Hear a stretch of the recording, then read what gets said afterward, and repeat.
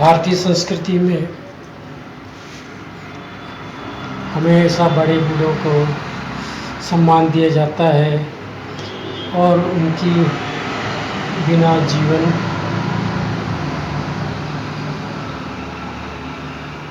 अधूरा लगता है।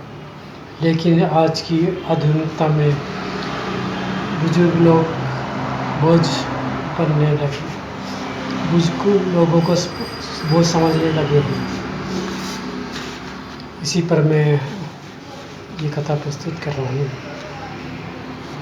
करंट ज्ञान के पॉडकास्ट में आपका स्वागत है।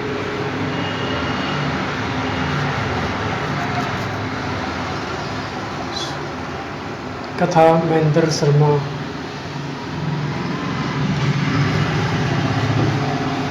यह देखकर कितना विचित्र एहसास होता है कि देश में बुजुर्गों की सेवा धर्म मानकर की जाती है, वहाँ वृद्धाश्रमों की ज़रूरत महसूस की जाने लगी है।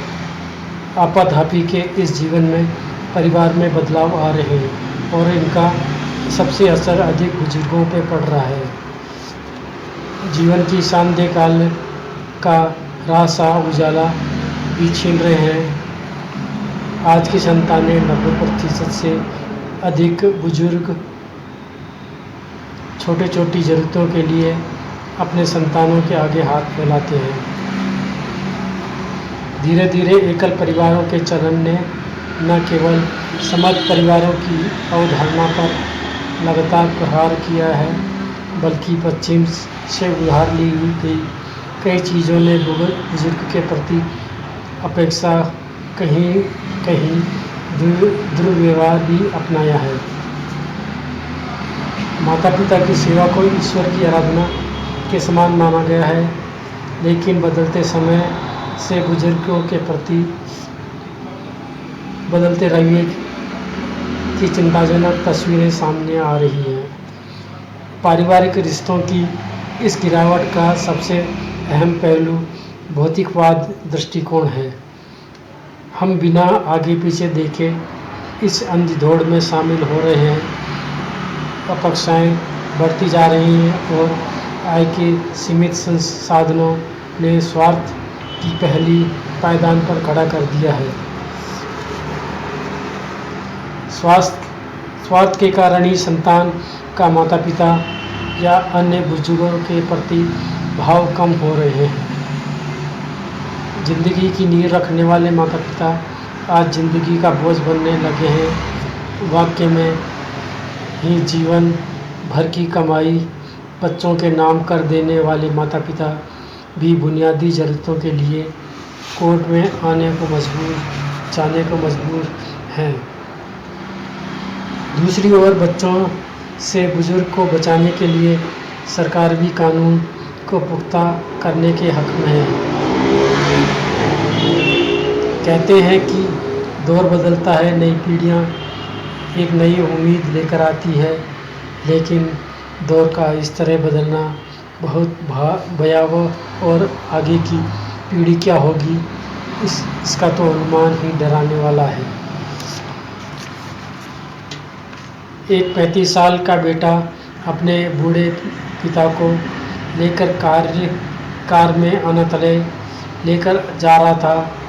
जैसे ही गाड़ी गेट के पास रुकी, उसकी पत्नी का फ़ोन आया। वह बता रही थी कि आप अंदर जाएंगे तो मना कर देना कि पापा कोई भी त्योहार को घर नहीं आएंगे, वही मनाएंगे। तभी उसने देखा उसके पापा और अनाथालय के मालिक बहुत घुल मिल कर बातें कर रहे हैं, जैसे बहुत पुरानी और घनिष्ठ मैत्री है। तब यह अंदर जाने के लिए मुड़ा। उसके पिता अंदर कमरा देखने के लिए गए। उसने मालिक से पूछा, आप मेरे पापा को जानते हैं? वे बोले, हाँ, अच्छी तरह से। हमारी बहुत पुरानी दोस्ती 30 साल से है।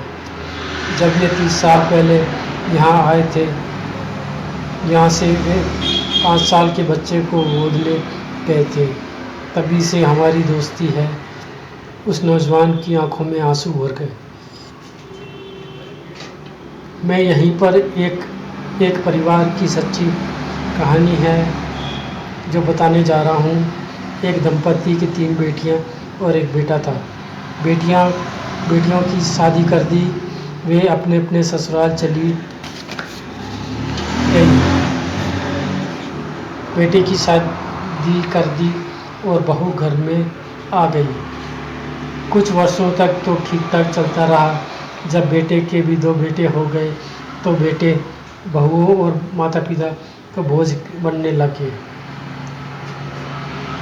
और माता पिता को किसी न किसी बहाने परेशान करने लगे और अलग होने की कहने लगे। माँ तो माँ ही होती है। बेटा जब अलग होने की बात करता तो माँ उसे समझा बुझा कर शांत कर देती। व्यापार में घाटा बताकर वह माँ से लाखों रुपए भी ले चुका था। आए दिन उसकी पत्नी सास ससुर से झगड़ा करने लगती। 70 वर्षीय महेश और उसकी 65 वर्षीय पत्नी ने बेटे से कहा कि परिवार का सारा बोझ तेरे पापा ही उठाते हैं। वे सेवानिवृत्त सरकारी कर्मचारी हैं। सारा खर्चा उठाने के बावजूद भी वे उन्हें परेशान करते रहते थे।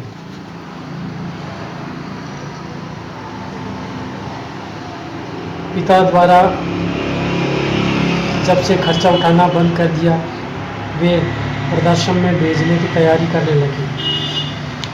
जब बेटियों को यह पता लगा कि माता पिता को घर से निकाल रहे हैं तो ये तीनों बेटियां दीवार बनकर खड़ी हो गई और अपने भाई से बोली, माता पिता इसी मकान में रहेंगे, हम यहाँ से नहीं जाने देंगे और तुम अलग रहना है तो तुम अलग हो जाओ। और बेटे बहू ऊपरी माले में रहने लगे।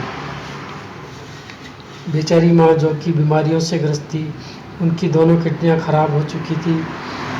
डॉक्टरों ने डायलिसिस बतला दिया। साथ ही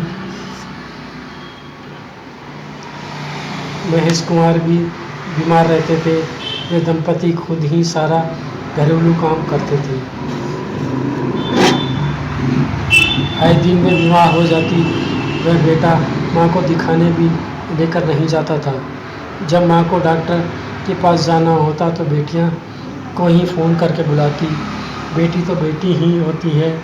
ससुराल से अपने घर तुरंत आती अस्पताल में दिखाने के लिए। माँ बाप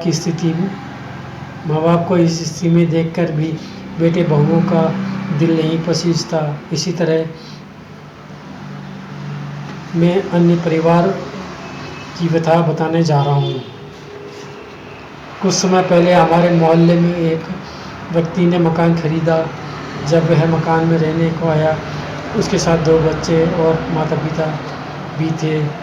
वे 2 भाई और एक बहन थी। उनके पिता सेवानिवृत्त कर्मचारी थे। उनकी पत्नी बीमारियों से ग्रस्त रहती है। उनसे चला फिरा भी नहीं जाता। दोनों बेटों ने पिता के मकान को बिकवा दिया और दोनों ने ही अलग अलग मकान खरीद लिया उन पैसों से। कुछ समय तक तो अपने माता पिता को अपने पास रखा, फिर बोलने लगे, पिताजी इस मकान में 2 ही कमरे हैं और मेरे बच्चे भी बड़े हो रहे हैं, बच्चों को पढ़ने के लिए एक रूम चाहिए। यह मकान छोटा पड़ता है। यह कहकर इनको कहने लगा कि मैंने वृद्धाश्रम में बात कर ली है और वहाँ पर आपको सारी सुविधाएं मिलेंगी और 20,000 रुपये आपको प्रति माह देने होंगे।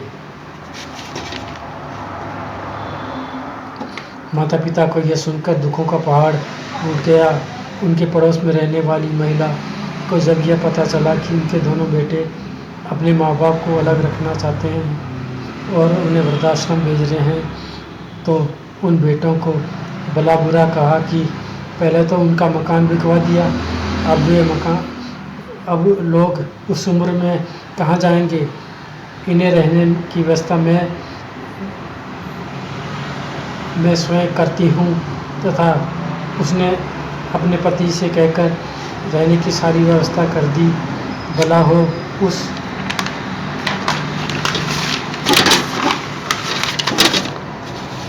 महिला का जिसने वृद्ध दंपति को वृद्धाश्रम से जाने से बचा लिया।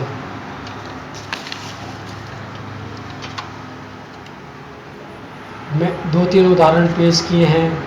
ऐसे हजारों उदाहरण हमारे समाज में देखने को मिल जाएंगे, जिनके बहू बेटे अपने माता पिता को या सड़कों पर मरने के लिए छोड़ देते हैं या उनको वृद्धाश्रम में छोड़कर आ जाते हैं।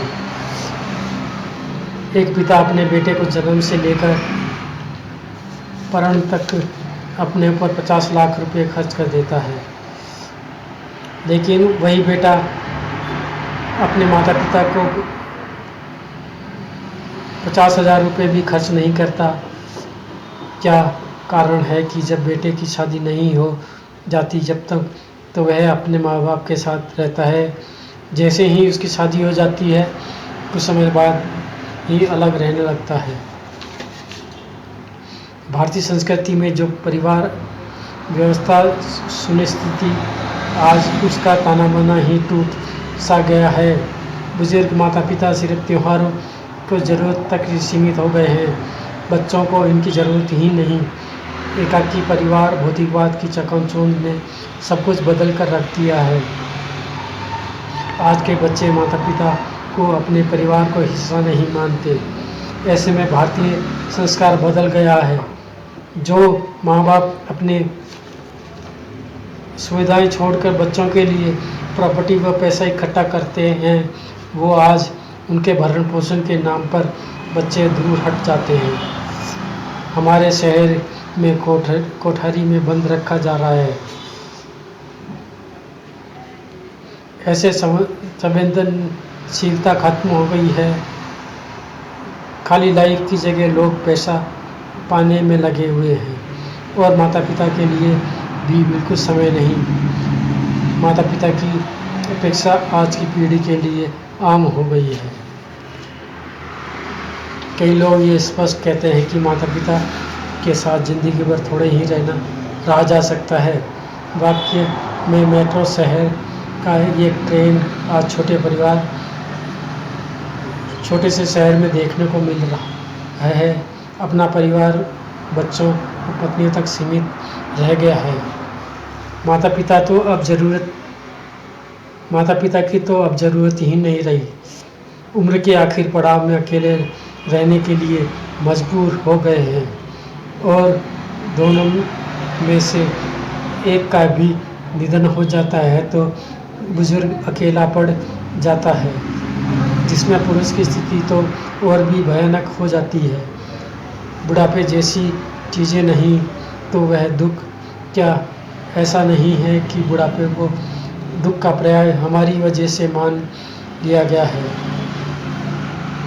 स्वार्थ से किसी माँ को छत से फेंक दिया तो किसी ने बूढ़े माँ बाप को अलग थलग कर दिया।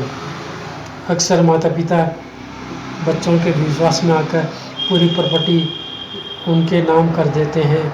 इसके बाद उन्हें परेशानियाँ उठानी पड़ती हैं। ऐसे में कुछ भी अपने बच्चों के नाम करने से पहले भरण पोषण शर्त रखनी चाहिए। इसके अलावा सरकार ने भी बुजुर्ग के लिए भरण पोषण को लेकर कानून भी बनाए हैं। इनकी भी मदद की जा सकती है। क्या आप सिखा रहे हैं अपने बच्चों को माता पिता के प्रति दुर्व्यवहार? हम तक कुछ बच्चों की परवरिश पर निर्भर करता है। बच्चे जैसे घर में देखते हैं वैसा ही करते हैं।